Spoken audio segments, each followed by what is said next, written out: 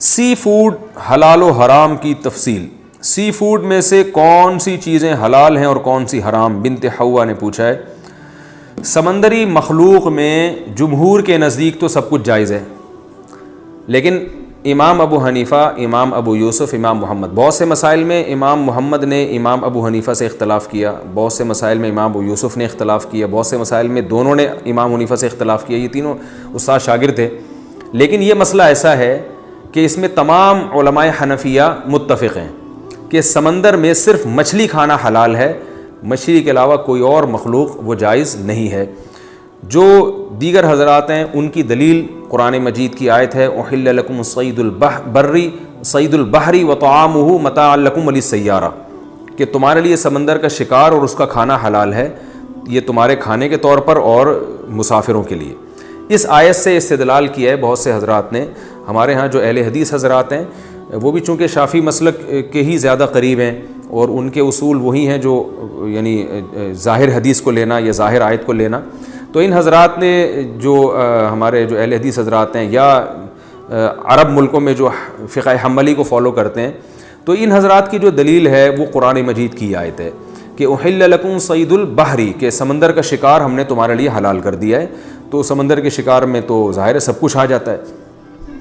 جو حنفیہ کی دلیل ہے وہ پہلی بات تو یہ جو قرآن مجید کی آیت ہے یہ ایک خاص سیاق و سباق ہے اس کا۔ وہ سیاق و سباق یہ ہے کہ قرآن مجید اس سے پہلے والی آیت میں یہ کہتا ہے کہ حالت حرم میں خشکی کا حالت احرام میں خشکی کا شکار تم پر حرام ہے، اور آگے اللہ فرماتے ہیں کہ سمندر کا شکار حلال ہے۔ تو اس سے پتہ چلتا ہے کہ سمندر کی ہر چیز کو حلال و حرام نہیں قرار دیا جا رہا، بلکہ یہ بتایا جا رہا ہے کہ حالت احرام کی پابندیاں وہ سمندر پہ لاگو نہیں ہوتی۔ جیسے آپ خشکی میں جب شکار کرتے ہیں احرام کی حالت میں تو آپ پر اس کا کفارہ لازم آتا ہے، تو سمندر کا شکار پہ کفارہ لازم نہیں آتا۔ تو یہ خوب اچھی طرح سمجھیں، یہ احرام کی متعلق یہ آیت نازل ہوئی ہے۔ رہا مسئلہ کہ مچھلی کے علاوہ باقی چیزیں پھر کس دلیل سے امام ابو حنیفہ نے ان کو ناجائز کہا ہے، اس کی دلیل قرآن مجید کی آیت ہے کہ یحل لہم الطیبات ویحرم علیہم الخبائث۔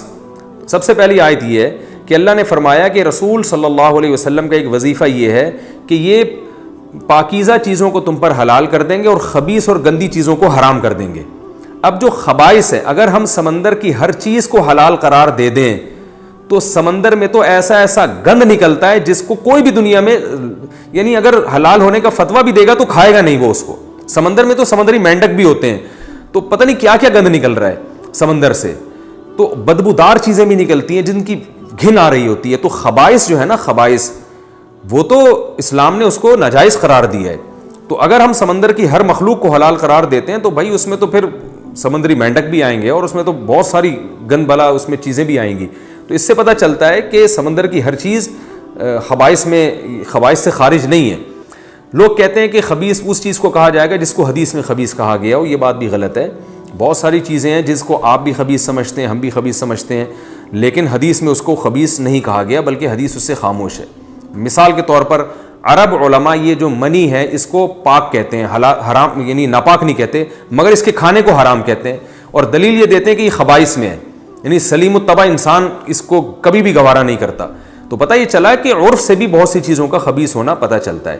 اب مچھلی کو کیوں مستثنیٰ کیا گیا، اس کی دلیل رسول اللہ صلی اللہ علیہ وسلم کی حدیث ہے احلت لنا میتتان السمک والجراد۔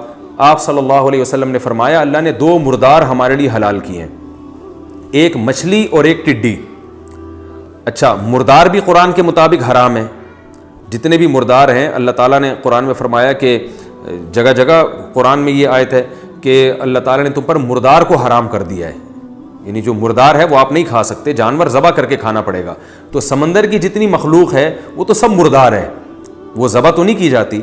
تو اس لیے نبی صلی اللہ علیہ وسلم نے دو چیزوں کو مستثنیٰ کیا، اس سے فرمایا احلت لنا میتتان، دو مردار ایسے ہیں جو ہمارے لیے حلال کیے گئے ہیں۔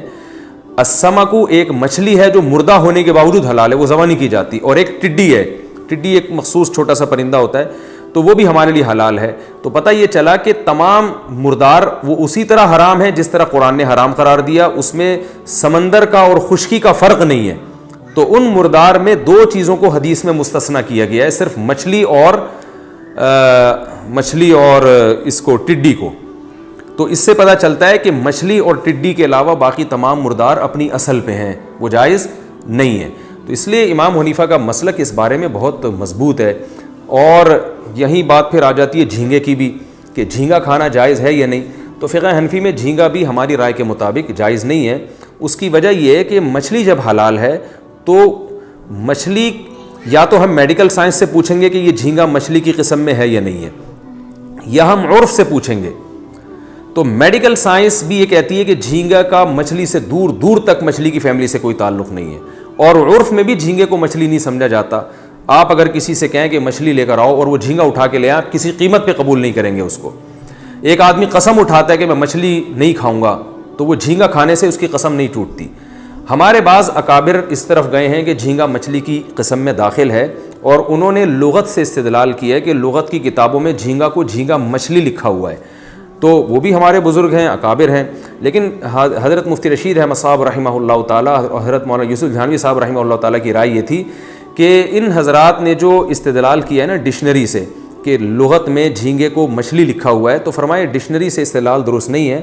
اس لیے کہ لغت میں اگر کسی چیز کو کوئی نام دے دیا جائے لیکن لوگ اس کو وہ سمجھتے نہ ہوں تو وہ پھر اس چیز میں داخل نہیں ہوگی. جیسے انہوں نے لکھا ہے کہ جیسے سمندری گھوڑا، اب ایک خاص قسم کا سمندر میں ایک جانور ہے جس کو سمندری گھوڑا کہا جاتا ہے، تو نام تو اس کو گھوڑے کا دیا مگر اس میں گھوڑے کے حکام جاری نہیں ہوں گے، اس لیے کہ لوگ اس کو گھوڑا سمجھتے نہیں ہیں. تو جھینگا نہ میڈیکلی مچھلی سے کچھ میچ کرتا ہے. ڈاکٹر تو یہاں تک کہتے ہیں کہ کسی گدھے کو اگر انسان کہہ دیا جائے نا تو یہ میڈیکلی اتنا عجیب نہیں ہے، کیونکہ گدھے کے بہت سارے پارٹس انسان سے ملتے ہیں. اس میں ریڑھ کی ہڈی ہے، اس میں پورا وہی تقریباً وہی سسٹم ہے جو انسان کا ہوتا ہے. لیکن جھینگے کو مچھلی کہہ دینا میڈیکل سائنس بالکل اس کی نفی کرتی ہے کہ جھینگا مچھلی کی دور دور تک بھی کسی قسم میں داخل نہیں ہے. تو اس لیے ہماری رائے کے مطابق جو حضرت اقدس مولانا یوسف جھانوی شہید رحمۃ اللہ علیہ کی رائے تھی اور حضرت مفتی رشید احمد صاحب رحمہ اللہ کی رائے تھی وہ زیادہ مضبوط ہے. اس بیس پر جھینگے سے بھی اوائڈ کرنا چاہیے.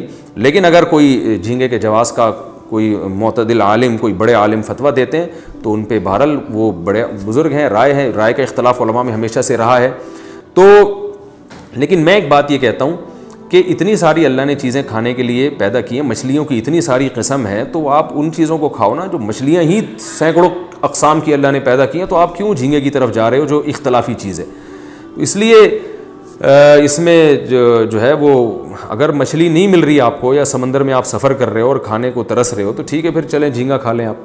لیکن اس میں ایک بات یہ ضرور ہے کہ اس میں میری ایک ذاتی رائے یہ ہے کہ جن قوموں کو جھینگا کھانے کی عادت پڑ چکی ہے، جو باپ دادا سے کھاتے چلے آ رہے ہیں، جیسے بنگلہ دیش میں بہت زیادہ جھینگا آج سے نہیں صدیوں سے کھایا جا رہا ہے.